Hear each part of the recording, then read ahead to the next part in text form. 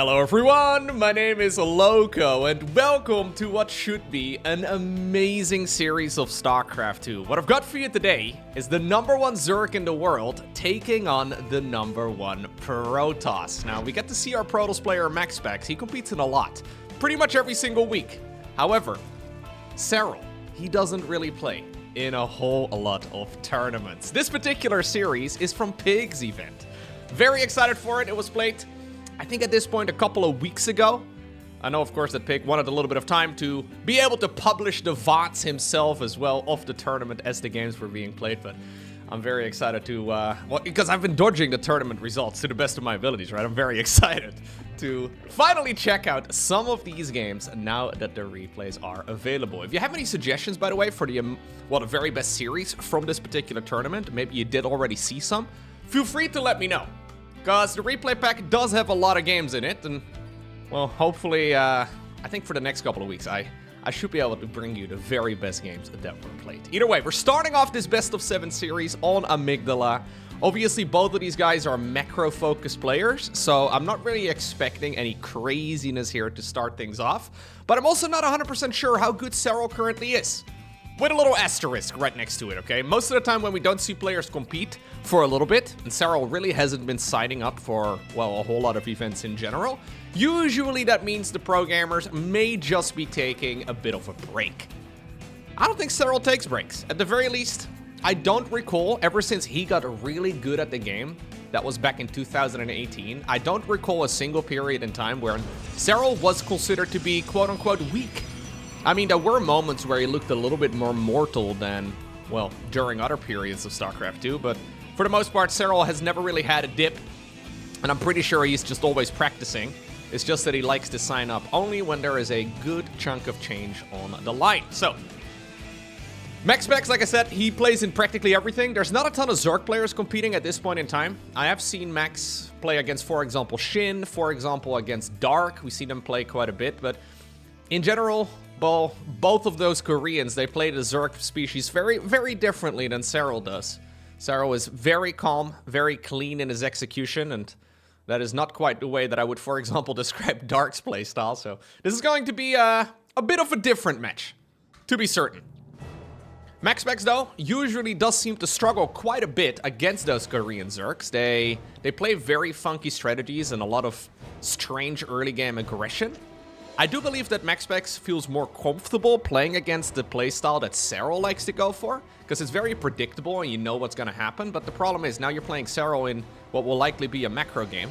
He's one of the very few Zergs that is not afraid of playing, well, against Protoss in the late game, at least last time that I saw him play against Protoss, so yeah, we'll have to see how this goes down. I think this is probably going to be, I'm going to say, a 65-70% advantage for Serral. Something along those lines, but I'm certainly not counting MaxPax out, because the guy has been on absolute fire. Maybe, though, because this is quite an important match, I do think Serral's mental game is ridiculous. So this is something that you really only learn from playing a lot of games, and I guess from competing in a lot of tournaments. Serral, when you see him play in an event, he looks like an absolute stone-cold killer. Now, this is the first bit of damage being done. 2 drones, 3rd drone. This is a very, very quick Stargate. So Max is able to get a bit of damage in, which is a good start. Obviously, we'll still be adding on spores here as well, so that is going to be a, well, since the spores also cost a drone each, right? This is going to be 6 workers down the drain here for the finisher, which is not bad whatsoever. 3rd Nexus still at a very appropriate time as well. MaxPax cutting a bunch of corners to try and be as greedy as possible here in the early game. And still being pretty safe. Gets another worker here too. All right. Great start here for the Danish Protoss. Twilight Council on the back of this. Evo Chamber coming up right now for Serral. I am assuming this will be +1 melee going up against Blink Stalker. Again, it is the most conventional way to open up, especially from Protoss. We don't really see the +1 melee super frequently, but with the timing, yeah, it really only makes sense that this is going to be +1 melee. Usually if it's, wow, a queen went down. Usually if it's +1 missile, it goes down a little bit quicker. And yeah, with, well, Brenda falling, apparently Karen is not far behind. Get a couple more drones too. MaxPax, woo, making it look easy so far in this particular series. Of course, this is a best of 7, so the first player to win 4 maps will be the victor. But this is about the best start that you can ever have in a series against Serral. 2 queens. They're a little bit more expensive, of course. It's really, really nice. Getting all of those drone kills too. And then also maintaining your oracles up in the air. Don't get greedy now. Okay. It's not bad. It isn't even going to be Blink. If MaxPax would have done a coin flip and it landed on Charge rather than Blink, I actually think there's a real opportunity that he could go in for a killer blow. Not going to be the case this time around. Blink Stalker is very much so for pressure. Obviously, though, he doesn't know that Serral is, well, very likely going to be skipping the Roach Warren here because he has gone for the +1 melee so early. Yeah, I think Serral really only can skip the Roach Warren now. Roach Warren, when you're in an even game, good choice. But right now, by skipping the Roach Warren, he can effectively, well, it's 150 minerals. A drone is obviously 50 minerals, so he can save himself about 4 workers worth, which may just allow him to play catch-up just a little bit. But he's going to need a lot of Zerglings here to defend against the Stalkers. Serral already double expanding, by the way, fully expecting for one of those expansions to go down. Yeah, I don't even really know if he's going to be able to compete against this. So he's made a few extra drones, doesn't have the links to really be fighting this off. And this may actually force MaxPax into a bit of a false sense of security. Because if he believes that this is going to be the 4th base of the Zerg, a little bit of an attempted Ling run by, he may be in for an ugly surprise. Serral on purpose, making 2 hatcheries there. He's going to be building another one in the far bottom right. Okay. He is going to be able to continuously macro. The main problem for Zerg is that if you don't have a 4th base, you can't really easily transition towards, for example, Hive, but really any sort of tech. So if MaxPax believes that this is the only 4th base that Zerg has, well, he may be expecting that it's also only ever going to be Hydraling Bane for the remainder of the match. Charge indeed now coming up. Storm maybe on the horizon here as well for Max. He's got himself a 4th Nexus, so not really taking any real risks. Those oracles are so nice though. The stasis ward's also absolutely critical. Big stasis ward there. Serving as a bit of a force field here for those Protoss units. Yeah, and Serral's struggling. This feels weird to say out loud, but Serral is actually kind of struggling here in the first game of this match. Just not really getting the ball rolling. He's trying to play catch-up. A lot of those links will, of course, wake up out of stasis. +1 melee is really nice, though. Gets a few more of those Stalkers. A bit of an overextension here by MaxPax, if I'm being completely honest. But I'm assuming we're going to go into... Where's the Templar Archives? Into Storm? We should certainly be starting that up right about right now. He's got the money for it. Zealot run by in the meantime at the bottom right, a little bit early. He was not quite expecting to see a hatchery over there yet. Doesn't really make a lot of sense. Max has a lot of money in the bank, though. Okay, well, apparently it doesn't matter. Serral decides that, and he's been doing this a little bit more as of late. When he's behind, it's very difficult to come back against Protoss in general, and when he's this far behind, he just decides to leave the match. That was pretty much the perfect game for Max. Everything went his way. Everything went exactly according to plan. Yes, he had a little bit of additional money there in the final, well, couple of seconds of that match. I think he was supposed to start up his upgrades a little sooner, and maybe he was just feeling a little bit of nervousness, but now we find ourselves on Talisman. This is one of the maps from the Team Liquid map contest. It's a little bit funky. There's this a ramp going down straight towards the low ground. A couple of skinny mineral fields over here too to create like a secondary entrance into your main. Either way, Serral not getting the ball rolling. And this is a bit of a theme that we've seen a lot. So Zerg seems to be able to compete against Protoss just fine if they have a stellar early game. If the early game, however, yeah, if it looks a little bit shaky, if it is like, oh my god, wait. I'll shut up about it. Serral has decided to build a proxy hatchery on the other side of the map. What in the world? What are we doing here? So we're going hatch gas pool, except the hatchery is on the other side. I have not seen this map a whole lot yet, but apparently Serral has got something dirty cooked up. Max is scouting around right now. He will see the timing of the spawning pool, and he will know that there is a hatchery out there somewhere.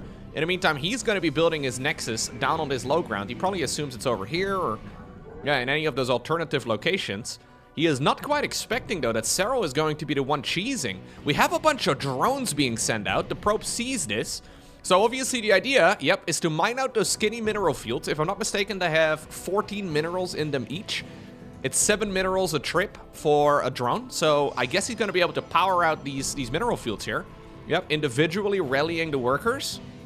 No, it's actually quite a bit more than that. 84 in total, so it's going to take a little bit before these will be mined out, but I mean, it's still going to be difficult for Protoss to hold on.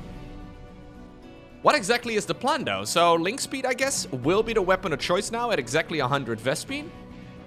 I think Serral is basically just trying to open up the door. Yeah, so he slitted a drone up into the main base. And just trying to be a bit of a jerk. He's gone around here. Yeah, the links can't quite fit, but he's going around here to try and make sure that Protoss can't wall themselves in fully.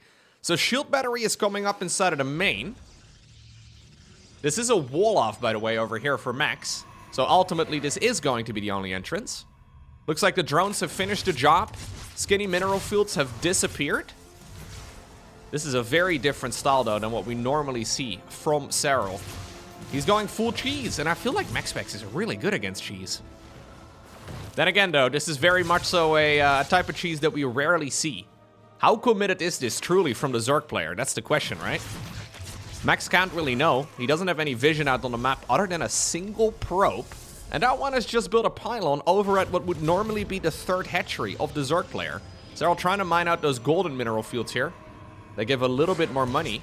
It's actually just going to be a baneling bust. So that's the idea. This is like the 2025 iteration of the 2010 build order. We don't really see baneling busts anymore at the highest level, but I mean, if there's a giant opening into the main base, that is not bad whatsoever. A lot of links available, new adepts are showing up. There's no Stargate or any sort of Oracle production here. So that means that really, you're gonna have to win the ground battle here with the adepts. Queens are slowly creeping their way up towards the high ground. I think you need to make a couple of mains here. Just like 5 banelings to force those adepts to split up.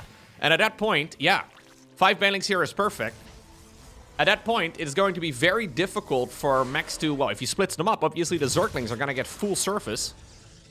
They're going to get a lot of value. Another baneling coming up. Now MaxPax knows what he's playing against at the very least. There's 1 sentry available. A new shield battery is coming up. This is going to be dicey. Probes go down towards the low ground, but there's nowhere for them to run. A few adepts have been targeted down, but he's going to try and see if he can use them now to go after the banelings. Good force field, lovely force field, but yeah, exactly. If you split up your adepts, you're making it so that the Zerglings can get maximum surface area. But if you don't split them, then the banelings are going to kill you. I think ultimately your saving grace here as Protoss is flying units. You need an Oracle or 2. Well, still very well managed here, though. Maybe I'm getting a little... MaxPax at this point has twice the amount of workers. Maybe I'm getting a little bit ahead of myself. It's just that these Zerglings and Queens are going to be difficult to stop. If MaxPax can hold on, he's going to have a massive advantage, even if he loses half of the probes. This is a complete all-in here from Serral. Banelings once more, waddling towards the main base's mineral line. He decides to preserve them for now. Probes have decided to turn their tasers against the Banes. Not something you generally see, but I do think it's the right play. GG gets called. The swarm is relentless, and MaxPax cannot hold on. And just like that, we find ourselves on ley lines. MaxPax managed to get a quick 1-0 lead in this series. Serral managed to, well, even up the score even quicker. A very different playstyle than what Serral usually likes to employ. But he's capable of doing a little bit of shenanigans. To be fair, Talisman is a bit of a funky map. Actually kind of nice to see, right? So even though that is not a ladder map, and Serral did not participate in any of the weeklies, and he did not play in the Team Liquid map contest, we didn't really see him play in any of those, well, new maps, quote-unquote new maps. They've been around for like a month at this point, maybe a little bit longer than that, but we haven't seen him play any tournament games on those maps yet, but apparently he's been practicing them. Very, very clearly. Well, it's a different playstyle than what he normally likes to go for, but it certainly can be very strong if Protoss is not entirely prepared. I mean, I actually thought there were less minerals on those 2 mineral fields blocking the center. If there were less minerals on it, yeah. I think it was about 100 in total. If there were less minerals on them, that cheese would be even more powerful. All right, well, now we find ourselves on ley lines. This is a very standard map. Nothing out of the ordinary, generally speaking. Stargate opener here for Max. And that's all he really wants to do. Play the normal game. Play the macro match. That's what he wanted to do in the previous game. Didn't quite get the ball going. Didn't quite get it rolling. Well, it's absolutely critical for Serral that he gets a clean early game. It's more critical now than ever before. So, usually, Zerg players at the highest level, they don't really tap out particularly quick, because there's always an opportunity to come back. But lately, with the most recent balance patch, we've been seeing this from all of the top-end contenders, like Serral as well, like what we saw in game number 1. If you fall behind, even if it's just a smidge, it's extremely difficult to come back into the swing of things. And you know, Serral tried to take some chances in that first match. MaxPax handled it brilliantly. And there was really no way for him to transition into anything else. The follow-up attack from MaxPax would be too powerful. Obviously, that is assuming that the Protoss opponent is going to play perfectly. But, I mean, if anybody can play a very, very mechanical game, it is MaxPax. So let's see. Third Nexus once more at the perfect timing. 332. MaxPax has shaved a few more seconds off of the build somewhere. There are a lot of links available, though, for Serral. He's actually blindly making additional Zerg links. And this is going to be a difficult one to hold, because the Oracle is coming. The first one was sent straight across the map. Adept is going to fall, and the third Nexus gets cancelled. So this is Serral counterplaying to what happened in the first game of the series. Max trying to do the exact same build. This time around, he does not quite get away with it. So, cute play there by Serral. The risk for him is that if this would have been a normal, quote-unquote normal, triple Nexus opener by MaxPax, he would have had additional units for defense, and then those, like, I don't know, 20 Zerglings or so that Serral made would have been completely pointless. So I'm assuming that in the next game, the one after this, we'll probably see MaxPax adjusting his early game, and we'll have to see if Serral wants to play rock, paper, scissors again, and whether or not he wants to make a large group of links at that stage in the match, because other than sniping a third, there's really not a whole lot for them to do. He's gonna try again to see if he can slow this down, but already this is 10 times better than what Serral had going for himself in the first match of the series. Apparently MaxPax, though, is not feeling like it's really that big of a deal, as he's now making the transition towards Glaive Adepts. Resonating Glaives, it increases the attack speed of the Adept. Adepts are phenomenal against, well, obviously light units in particular, but very good against Zerglings, very good against drones. I think this is a response to MaxPax seeing that in the first game of the series, Serral skipped the Roach Warren. In this particular instance, though, rock, paper, scissors again, going in favor of the finisher. This has now been scouted as well by Max, who was working on some of the creep, but he's seen the Roach Warren, and that means that it's not going to be a quick +1 melee, and that Resonating Glaives may just be met by a bunch of those roaches. Let's see. Are we still going to commit? It looks like you don't really have a choice. Max needs to do something with it. Now notice how he's hiding Adepts inside of the main base. Serral has been denied vision of the main. The one Overlord going down. Hydra then, by the way, on the back it is. Even though Serral technically can make the right units, the question is, does he have the right units? Just because you have the tech doesn't mean you also have the troops. 10 roaches, though. Just about to finish up. Perfect timing. Fourth hatchery now coming up at the 6 o'clock position. Little Zergling run by. Ooh. Where's those oracles? Well, they're both on the other side to try and set up some stasis wards. Maybe put in some supplemental damage. One Adept gets warped in now at home. Full wall off here for Serral, using the Evo chamber as a door. And this is... yeah, this is the Serral we're all very familiar with. Looking extremely dominant here. So this is all built from that small group of Zerglings that he used to get a cancel on the third Nexus with. It doesn't look like that big of a deal, because obviously Protoss can just cancel and instantly remake, and you end up losing 100 minerals, right? But that's not the only thing you lose. You lose a lot of time. Now suddenly there's a real counterattack opportunity here for Serral. Transfusion on a drone too. Now suddenly there's a real counterattack potential. Yep. The Roaches have got their Glial Reconstitution. Ravagers are coming up. +1 missile won't be done in time. But this is going to be a real scary attack. Couple of Overlords here as well to provide a creep highway. Oh, this is looking really refined. One Roach triggering the stasis. Oh. I'm getting nerd chills actually from how clean this game has been from Serral. Not really spotting a single mistake yet.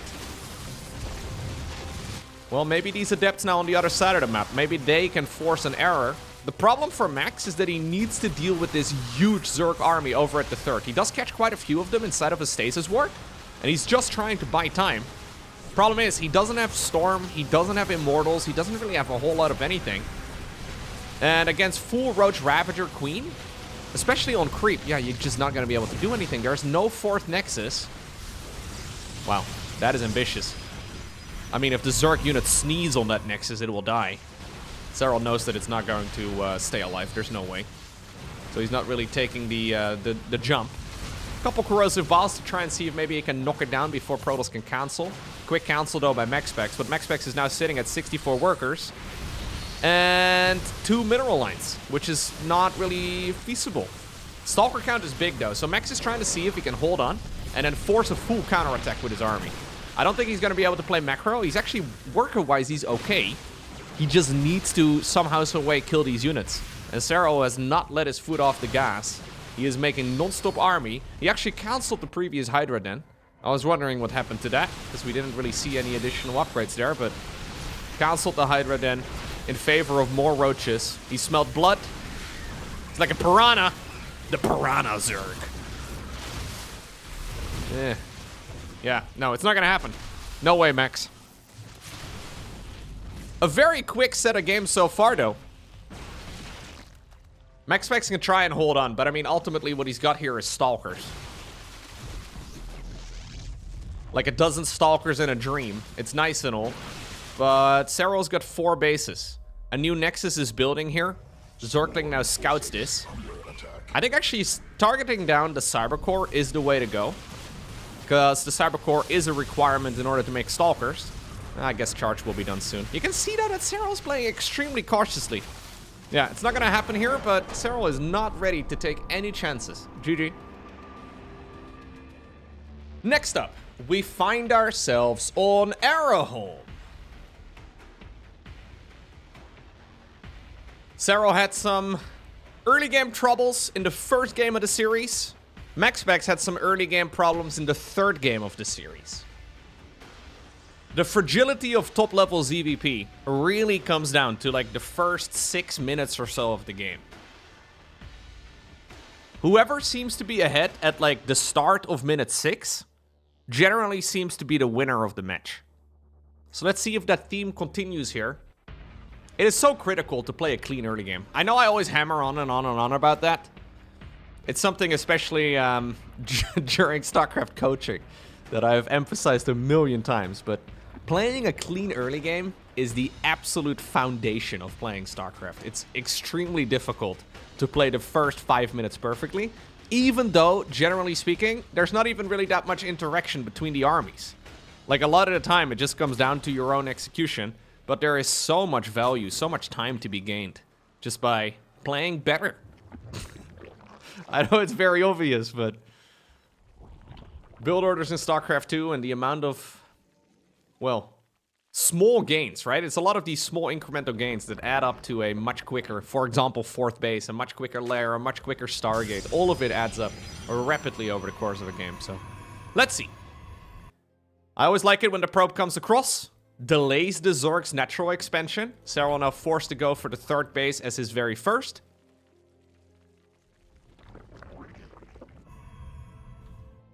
In the meantime, MaxPax going into his second assimilator there, and we should be seeing a Stargate around the time that the Cybernetics core finishes up. Technically speaking, there is a bit of variety. You can go for some different strats. The problem is that MaxPax doesn't really go for any of that. It's not really a problem. It's just that MaxPax is very much so a Stargate man. Yeah. It's just something that happens, you know? It seems to be natural. Some people are Robo-men. Some people are Twilight. And then there you have to... Yep, there you go. Stargate. Stargate every time. It's also because it's by far the best build in the current meta. Yeah. So when you know your opponent has got a good answer against any opener, right? It makes sense to go for just the best one across the board. Technically, you can go Twilight opener, you can go Robo build too. And all of that is a viable follow-up. But I do believe that it's just the absolute best way to start here is with a Stargate. You make a couple oracles. At the bare minimum, one oracle, but you make an oracle. Use it to do some damage on the other side of the map. Use it for scouting in the mid-game. Use it to keep your third Nexus safe, at least in theory. Keep in mind that in the previous game, MaxPax started his third at like 332, I think, which is extremely greedy. We'll have to see if he decides to adjust this time around, because he effectively lost the game when Serral made a group of Zerglings and sniped the third. One snipe on a droney, not bad at all. Queens, though, starting to close the distance. Zerglings, good body blocking. Yeah, one drone for one adept is not a good trade for Protoss. Oracle is out. There's once more a group of links going across the map. And since he sniped the adept, it is actually very possible that Zerg can get some real damage done here on the other side of the map. Now the second adept is in a bit of trouble. Probe is going to go down too. Oracle has to return back home. Ugh. Ugh. This is kind of ugly here. Kind of ugly for MaxPax. Again, all of it is very small.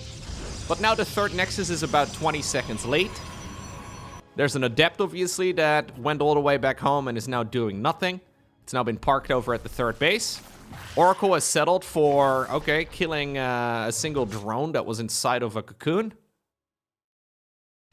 Not the flying start, at the very least, that you're hoping for. As the Protoss player here. Second Oracle trying to see if it can get some value. So far, only a single kill. 2 workers in total, 4 Zerglings. Twilight Council together with a Forge on the back of this. Yeah, not a bad start, though. Not a bad start here for Max. At least not compared to the one in the previous game. It's not quite the opener that he really believed in. It's a small advantage at this point for Serral, but this is very recoverable. Once more +1 melee, by the way. 2 drones? 3 drones? Okay. Curious how he goes +1 melee again. In the first game, it was a reaction to him being slightly behind. At least that's what it looked like. And he skipped the Roach Warren at the time. Now we're going +1 melee with a Roach Warren. So I have to keep an eye out on exactly what the plan is. 4th hatchery coming up really early, by the way. This is before the 3rd hatchery of the Zerg is even saturated. So he's getting the drones for all of this going right now, but no additional gases until just a second ago. Lara coming up. It will once more be Blink together with the +1.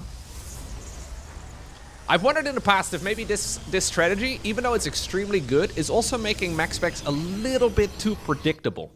Because yeah, he's extremely good at playing this style, and I don't think anybody really does it better in a straight-up macro game. But also, he does the same thing pretty much every single game when he wants to play the macro game, right? He doesn't really have a lot of ways to transition towards this sort of thing. Now, obviously, this is the very best way to open up. So it's much like the, you know, the innovation builds back in the day, where he would just do the same thing over and over and over again and nobody had an answer. The problem is this is 2025. This is not like 2015 anymore. You can't really get away generally with the same build order every single time. It's going to be an aggressive push. Okay. Proxy gateway? I'm not 100% sure if I like that too much, to be honest. I think MaxPax wants to go for a committed all-in. With +1, yeah, Hydra then. We have a Bailing Nest coming up. +1 melee is going to be a banger here for Serral. It's the exact weapon that you need against these Stalkers. He's only got 61 workers, which is really not that much.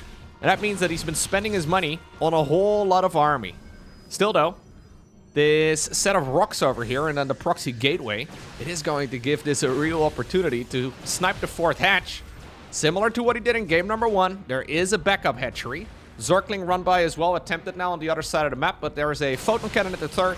There's a unit as well inside of the wall off. I think we may have to send all of those units back home, Serral. Well, he decides to commit, but it's too much. 4th hatchery in the meantime goes down. Hydra Den coming up. Serral hasn't decided to jump this. Hatchery in the top left now gets scouted as well by the Oracle.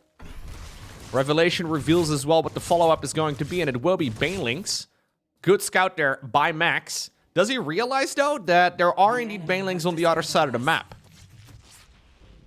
Because these Banelings, I mean, they're... Oh my god, there's a real chance he's not paying attention right now. He's microing the Blink Stalkers on the other side of the map. Serral, go! Oi, oi, oi, this is a little bit awkward now as he thought he'd already sent them in, but Max is still not quite looking at the mini-map. And that means that this attack get pushed away, and he's now, well, I mean, he needs to basically double down. I don't think he really has an opportunity to now go back home and play macro. That means this is now effectively an all-in here from Protoss. 13 probes. That's a lot. The Stalker count, though, is still high. Serral has obviously not made any drones here for, like, the last, I don't know, 3 minutes or so. Still a bunch of Zerglings being a nuisance. MaxPax doesn't have any detection here on this side of the map. Spore Crawler trying to move on over towards the 4th. We do have one building over here right now. Apparently a bunch of drones were transferred in that direction. I think, at this point, what Serral needs to do is hold on. I don't think he's really too... Like, he doesn't have to be too urgent here. I think as long as he defends whatever Protoss does on the Beckett, he should be okay. Then again, though, this is still Protoss off of 53 probes. He's rich enough to go into a Templar Archives. And these traits are still very effective here for Max. Keep in mind, obviously, that Baneling roll-by was by no means free. Banelings are not a particularly cheap unit. They certainly got value, but easy to overestimate the advantage for Zerg at this stage in the game. MaxPax is continuously dancing forward. Units wake up out of stasis. Fights are starting to, well, take place a little bit off creep. I would love to see this creep tumor getting sniped. That might open up the door towards the natural. Centrifugal hooks, that's Baneling speed, just about to finish up. Worker count once more even. Supply count also looking even. Can we get the Archons in the front? Archons in the front would be really nice. Mostly against the Banelings. Oh, Banelings are starting to roll into a lot of those beefy Protoss units. Still, though, the Hydra's put in a lot of supplemental damage as well. I believe MaxPax could actually back up. I don't think he really needs to be this committed. He believes that he's got the upper hand in these fights, but it's all extremely dicey. Like, one wraparound with the Zerglings, and you just can't defend anymore. He needs to keep microing those Stalkers. Every time he micros the Stalkers, though, you gotta keep a second eye on the mini-map. Maybe try and spec into Chameleon Vision or something, so you could, like, move your eyeballs independently from one another. Because you never know when the Banelings are gonna be waddling into your mineral line once more. MaxPax trying to... I think he's overextending here a little bit. Am I crazy? Those Hydras are so nice. Still, though, an extremely, extremely close game. 6 drones, by the way, did go down during all of that. Now 13 in total, 16 probes. Not bad at all. Max decides to just continue here. I really don't know if this is necessary. I think he's actually a little concerned about playing late game against Serral. Which is funky because most Zerg players right now really don't want to play late game against Protoss. There's this urgency in MaxPax's playstyle here. Maybe he believes he lost more workers than he actually did. Maybe he believes he's actually pretty significantly behind. Easy for us to tell at this point that he's totally okay. Well, it looks to me like he has decided to go back home. Okay. So, that means Psionic Storm coming up. The gateway that was served as a proxy location, it is going to get shut down. Serral not really transitioning towards anything else. He's got a Hydra Den, a Baning Nest, and a spawning pool, and that's it. No additional upgrades, no hive, no nothing. It is just going to be more of the same. He also, most notably, has not added on workers. So despite the fact that he's sitting on 4 hedge, he doesn't actually have a whole lot of economy. Yeah, I think he's actually going to go all in. It is going to be a committed push here by the finisher, and he wants to get this game over with within the next minute. Psystorm, however, is finishing up, and Psystorm is a phenomenal weapon against, well, especially low HP units. And that is exactly what Hydraling Bane is. All of these units, absolute glass cannons.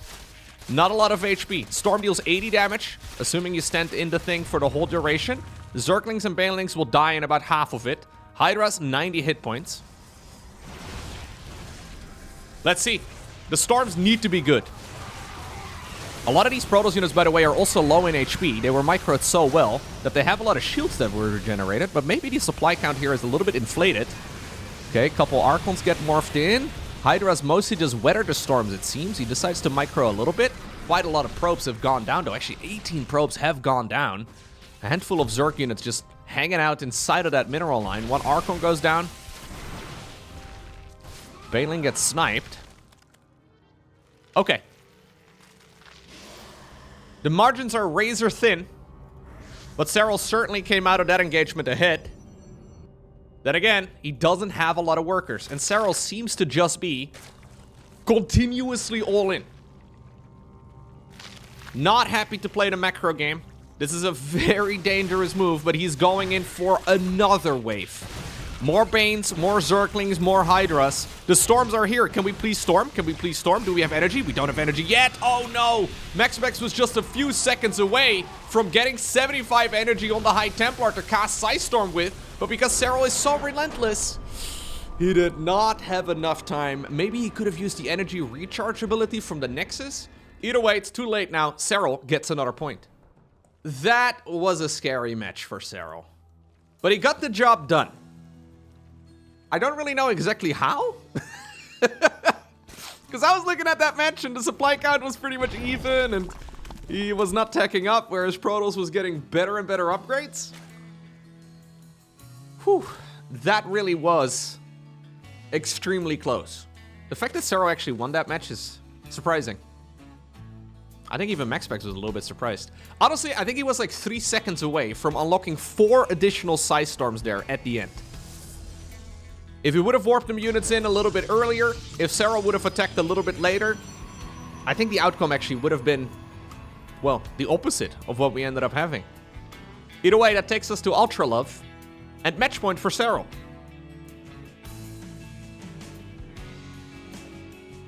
Again though, right? Imagine that previous game. So I think Zerg stopped making workers at like 60 or so? I think he at most had about 60 workers, maybe a little bit more, I'm not sure. But basically there's a drone building phase, and then there is a moment where you just switch from building drones straight to non-stop army. If at that point in the game Serral would have been sitting on even just 2 less workers than he ended up having there, I think that game would have gone in favor of Protoss too. Remember that one adept that fell over at the 3rd hatchery? When there was a little bit of body blocking with the Zerglings, and MaxPax's early game was just a little bit slowed down. The Adept ended up falling, the Zerglings went across the map, the Oracle had to go back to try and defend the 3rd Nexus, and then ultimately the 3rd Nexus was like 20 seconds late. There's a ton of early game variables that could have 100% changed the outcome of that match. Like any of those things, if they would have been slightly better for MaxPax, I think he wins that game. Assuming everything else went identical to, well, how that game turned out. So there's a lot of volatility at this level of StarCraft. And it's especially noticeable in this matchup. I don't even think that was a bad early game, though, from MaxPax. Like, that was like a, you know, 48% versus 52% type of execution. Like, that wasn't perfect. It's not like everything was ideal, but it was by no means bad. Anyway, Stargate opener here once again. There also obviously was that big Baneling roll by. So MaxPax was busy dancing with the Stalkers on the other side of the map, trying to blink the weakened units back. And that's exactly the moment when the Banelings waddled in and he killed like 11 probes. If MaxPax would have paid attention to that, like just... I mean, I'm naming all of the things up, not to be a jerk here.